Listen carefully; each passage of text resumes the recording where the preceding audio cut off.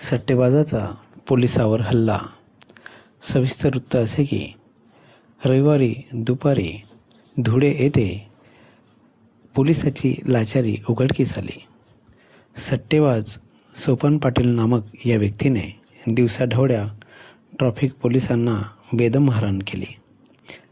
ASI Phulpagare, Deepak सेंदाने व कुलकर्णी यांना पाचकंदील चौकात मारहाण झाली. यावेळी शिवीगाळ व मारहाणीचे व्हिडिओ व्हायरल झाले. या दरम्यान आरोपीला पकडून आझाद नगर पोलीस ठाण्यात नेण्यात आला. या दरम्यान तो एवढ्यावरच न थांबता त्याने पोलीस ठाण्यात देखील हुज्जत घालत महिला कर्मचाऱ्याशी गैरवर्तन केले. SP ऑफिसच्या काचा देखील फोडल्या.